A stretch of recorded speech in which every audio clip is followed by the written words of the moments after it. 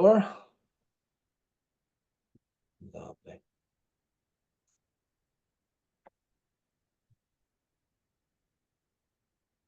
Oh, we've got one. So there's people coming in the door now. That's good. We'll make a start in a few minutes, guys, and get rocking and rolling once we've had a few more people come in and grab a chair.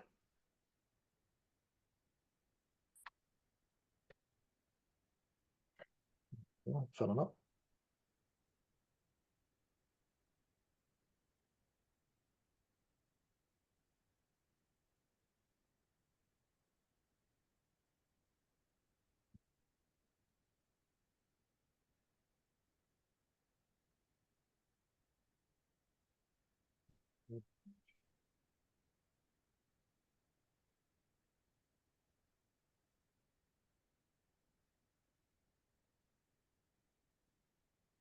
Slow kickoff. I suppose you'll be used to this kind of thing, Mandy. People sign up for things and then don't turn up. Yep. Do you send out, because some people just sign up to get the webinar recorded for them? Oh, right. And so we send it out afterwards. Sense. Yeah, that makes sense. I probably don't get as many as you though, because we actually charge for our webinars now. Yeah. We usually have around about 30, 35 sign-ups, and about half of them, slightly more than half of them, turn up. So I think we've got 46 signed up for today, which is good. So yeah, I think we can maybe make a start, and there'll be a few latecomers will wander in and listen to our gems of wisdom. So hopefully we'll see a few more come in. So let's kick off. So hang on, you've still got 2 more minutes. It's not 12 o'clock. Have I? My clock says 12:01. Oh no, my watch says 11:58 and my computer says 11:58. Oh, you're on Auckland time. That's what it is. Okay. Yeah, so I never thought about people signing up so that they can have the recording of the session. So here we go. Yeah, there's a few more people coming in.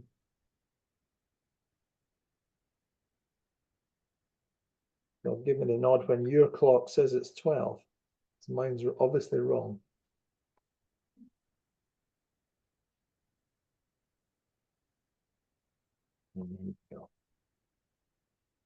We're getting new carpet at home. It's really good. I went away for the week.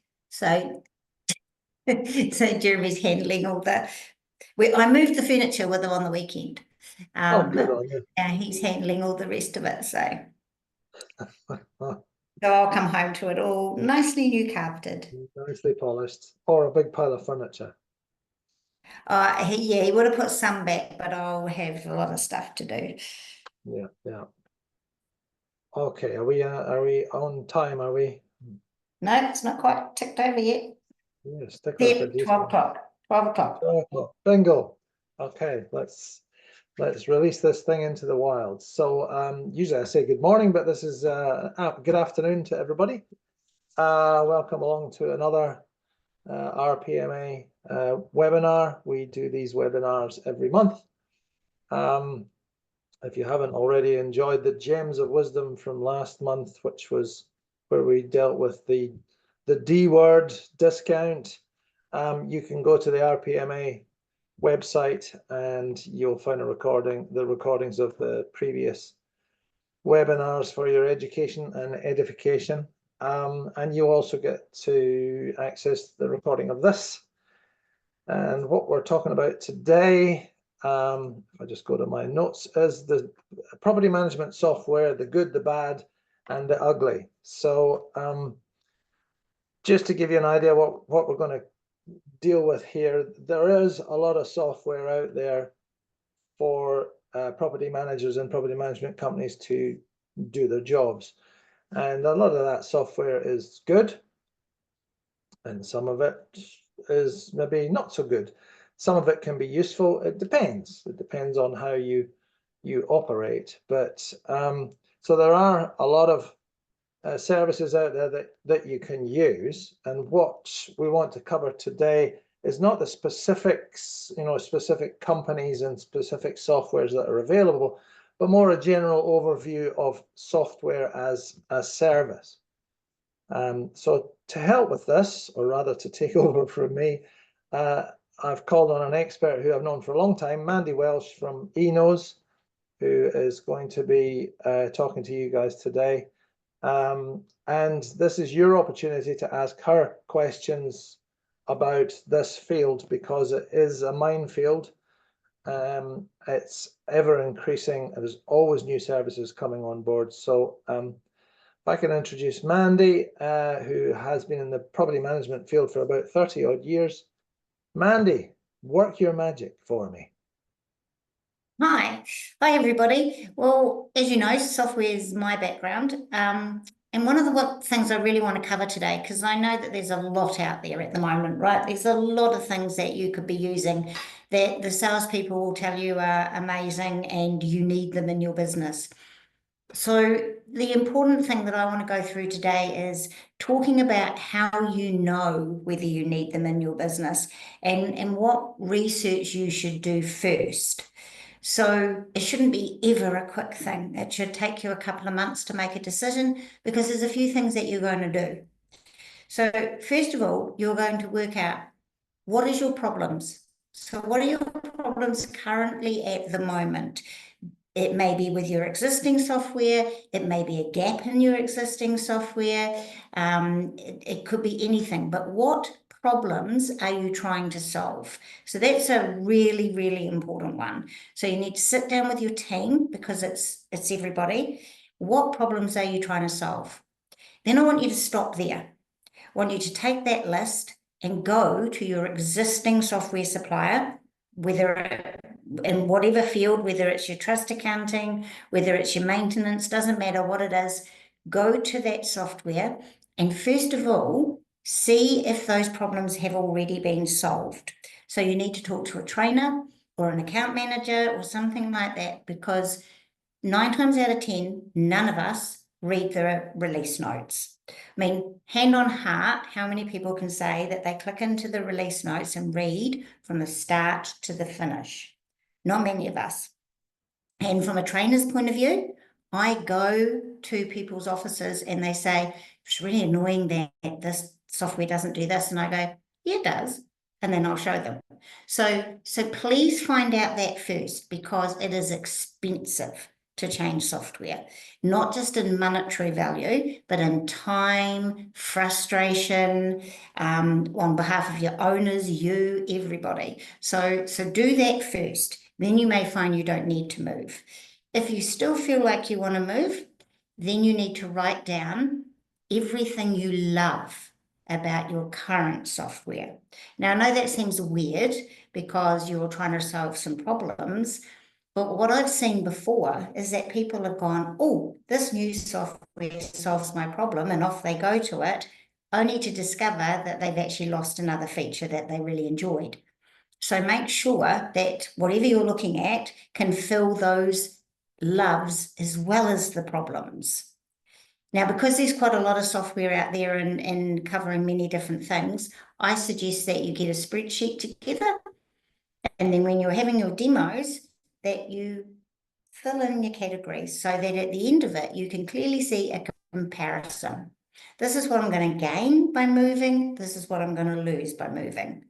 And your gains may outweigh your losses. You may say, well, actually, that's worth it. This is what I need more. But another part of your team might go, no, you think your team needs this, but my team, we really need this. So that's why it's got to be a whole company decision to move. So you must do all of those sorts of things first. Don't just jump into anything. The person talking to you selling the software, that's their job. Their job is to sell you the software. So they're going to tell you all the good things. Of course they are. They're not going to tell you the other things. So you need to have made sure you've looked into that properly first. Doesn't always come down to money. It comes down to features. So that's the important thing. Also, though, where is the support? Is it local, or even if it's not local, is it easy to get? Is the response rate quickly? So talk to other people to find out about that. Do you have videos and webinars and things like that which you can keep up your training on? So there are other things to look at. Do you have a person who's going to be your person, and that you're going to be able to get hold of that person easily should you need anything? So it's all of those sorts of things. Then you've got to think of legislation. So the difference between New Zealand software and Australian software, of course. So we have different legislation from Australia. Now, Australia is a massive market, so they're not going to spend a lot of money on New Zealand legislation for such a small market. It's just not going to be worth it for the software. So you need to know that will that software do your job, or tell you the things you need to know in the legislation. Again, this might not be a selling point for you. You might decide there's other parts of the software that are more important, but it's all things to think about. And then think about how many software you need. That's really bad English.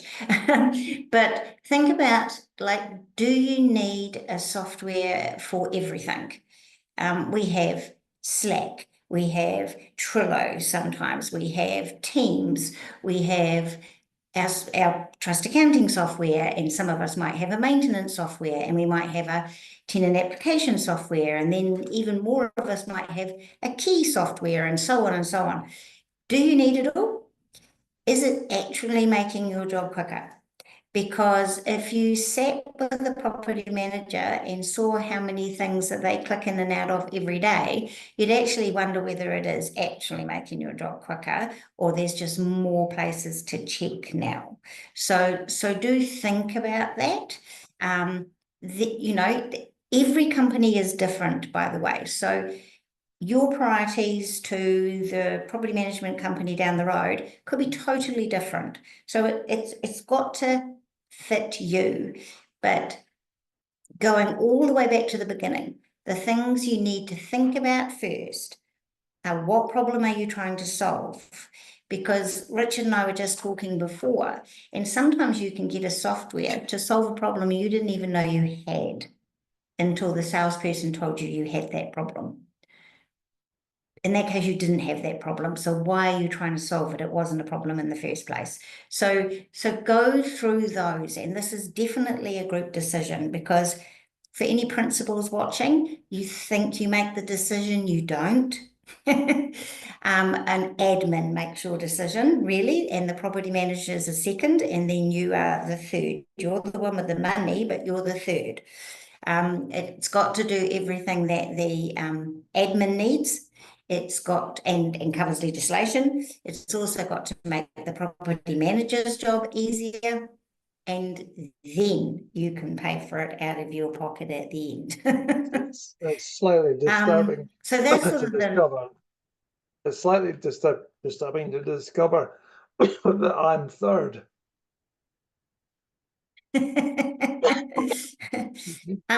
I was once involved in a change of software where the principal had made the decision. He didn't bring along any of his team members to the decision. He made the decision. Then we went to go live.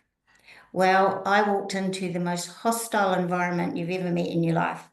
None of them knew they were changing until 2 days before they changed. So they didn't have a very good attitude. He wasn't even there. He'd gone on holiday. And it turned into the biggest nightmare, and they ended up moving back to their existing software 2 months later. So that's a classic example of what happens when the principal makes the decision and hasn't brought the rest of the team over. So make sure you are all on board, because when you change software, you're going to have a month where you're going to be running backwards, because suddenly, even if the software is great, even if the implementation team is great, suddenly you are now dealing with something you don't know. So everything you do, creating a work order or whatever it is you're doing, now takes 10 times as long as it did because you've got to learn the process. In a month's time, you'll be absolutely fine and you'll be whizzing again, but you've got to allow for that month's downtime. Some people can get through it a lot quicker, and other people will take that whole month to really settle in and learn. Check what data comes across. That's really important so that you know what you have to get from your old software before you move. Know that in advance, because otherwise that could cause a lot of stress when people are trying to find reports. It's not in the new software anymore, you know, that sort of stuff. So lots of things to think about before you make the move. But the most important one I want to stress is check your software you're already using already does what you don't think it does. So get trained. Find out from somebody whether that software does that. I had a guy in Australia when we were in Australia. He moved to another software, and I asked him if he could send me a list of why he moved. He sent me 42 points. I went through them one by one, and there was only 6 I couldn't solve.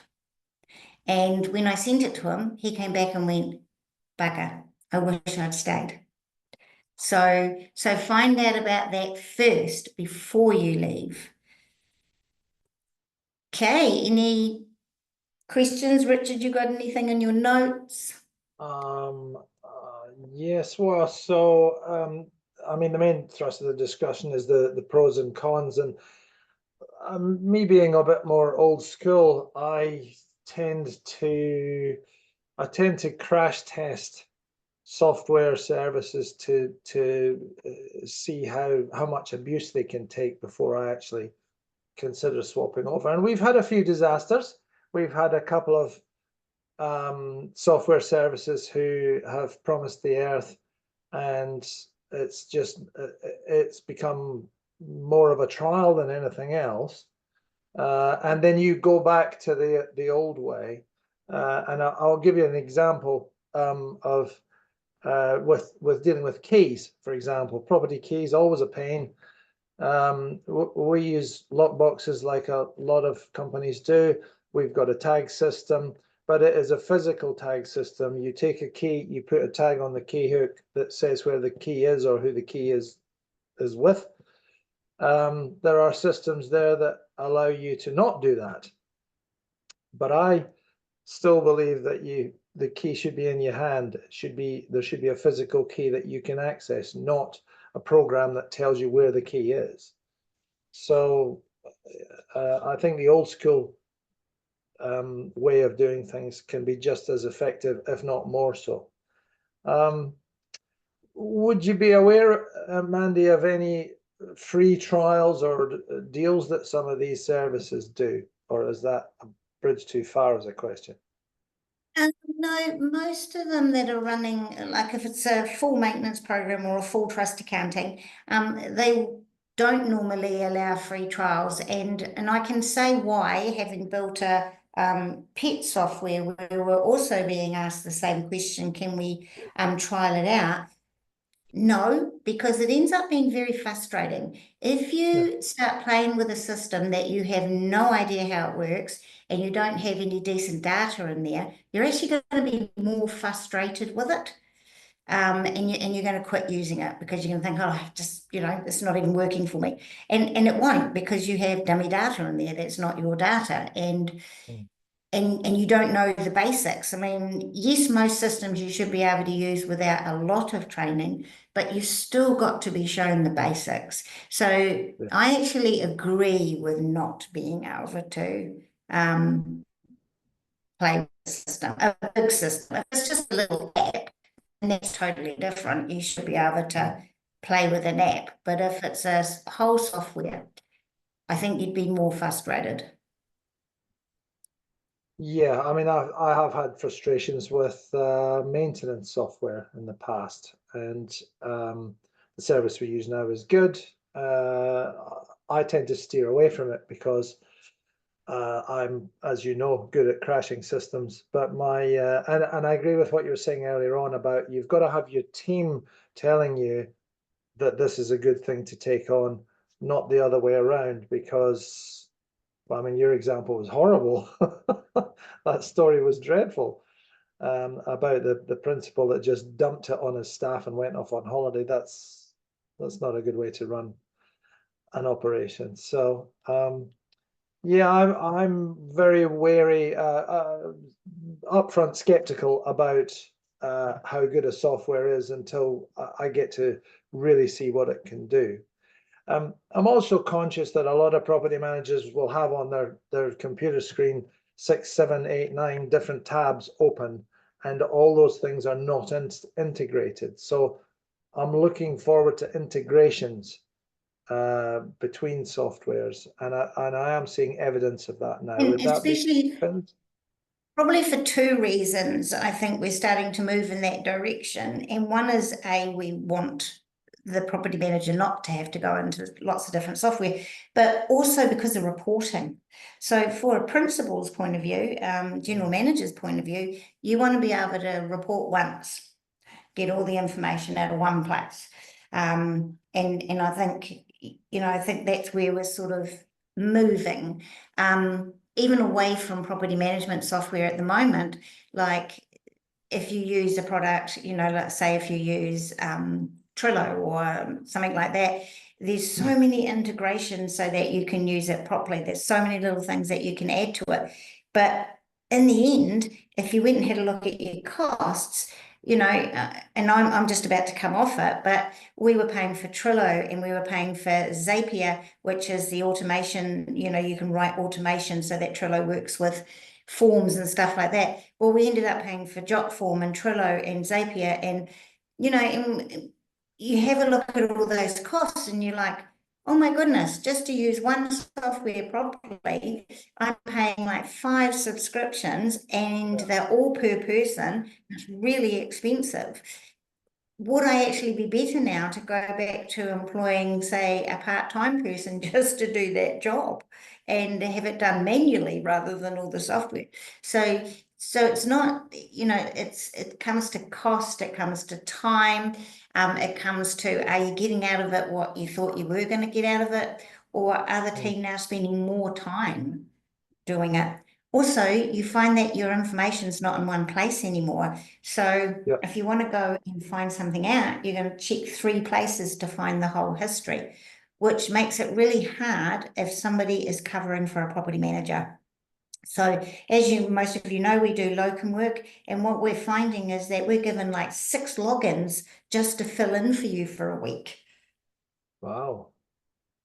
That's You a know, lot, that's a lot of work. yeah. Because remember, mostly your email systems are separate, everything's separate, everything's separate. Yeah, is it a unattainable dream that it could all be parceled up into one big thing? I don't think it's an unattainable dream. I mean, obviously there are ones trying it. And years ago, there was a software called, and this is talking years ago, this is aging me, but there was a software called Real NZ. And in that, it had property management, it had sales, it had a general ledger, sort of like what Xero does. It had a payroll system and an advertising system, all within that one software, which was a brilliant idea. But because they covered so many different legislations, they made it very hard for themselves. They had HR, they had accounting laws, they had trust accounting laws, they had sales audit laws. They ended up not doing any of those modules that all work together, ended up not doing any of them well. Right. So even though you were in one software and it was all great, there was too much legislation for them to keep up on. So I think some software has to stay separate, but other software could definitely move in together. So it's about finding that balance, and and so I think watch the space. There's a lot of changes coming into the industry in the software market, and so do your homework. do your homework, find out what's out there, and find out what suits you. And again, try and support New Zealand if you can, just because it's in our industry. All the players in New Zealand industry are watching the legislation. They're keeping up to date with legislation, that sort of stuff. It's really important. You don't want to be on a webinar for an Australian software talking about a law that you didn't know was Australian, and now you're thinking it's a New Zealand law. I've had that happen where I've had a property manager ring me about something that she did wrong. And she was really surprised because she said, well, I followed the law. And when she told me the law, I'm like, well, that's not New Zealand law. Where did you hear it? And I was on a webinar. It's like, well, for an Australian software.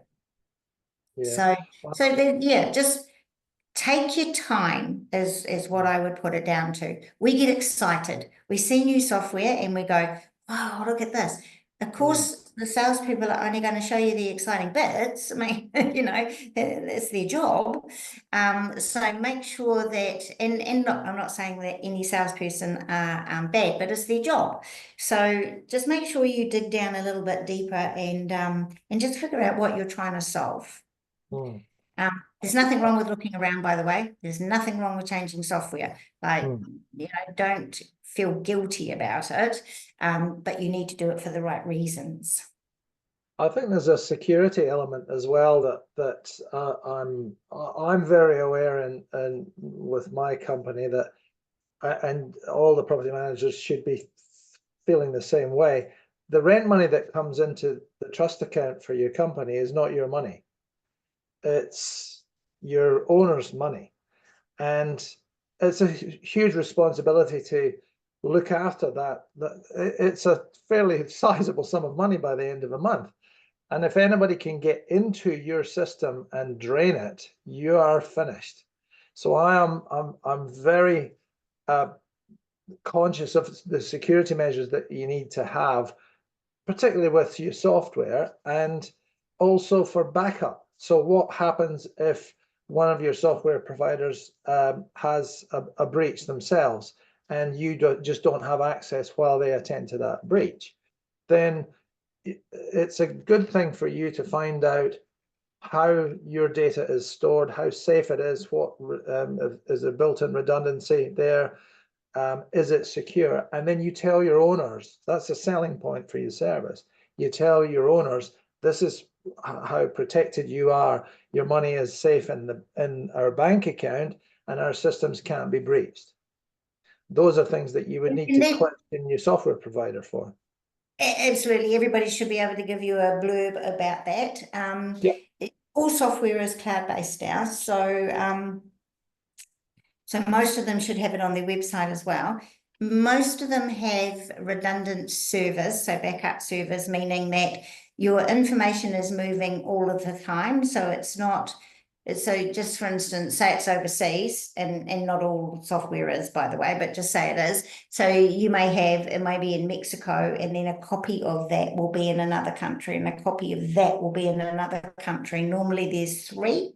So there is going around. So if one area does go down, there's usually another area there already. Also, there's usually 2 or 3, and I can't remember what they're called, stacks or something, which, so when you log in today, say you're logging into your trust accounting software, when you log into it, you'll be accessing 1 of 3 areas. And so sometimes you might log in, and you might remember this happening a few years ago. You might log in and all of a sudden you couldn't log in, but 2 minutes later you'd log in and you'd got in. And that's because it's moved you, it's gone, oh, that one's not working, I'll move you to the one that is, and then puts an alert out to get the one that's not working fixed. So there's always sort of a redundancy going around, but you should ask that. Also, just about all software have now introduced 2-step authentication. If you're not using it, you should be. And I know a lot of people go, oh, it's just a pain in the butt. Yes, it is, but And maybe it's not as important on some software, but on your trust accounting software, like Richard just said, there is millions of dollars in some of those trust accounts. If Yeah. you are just signing in with your cat's name, anybody can hack that.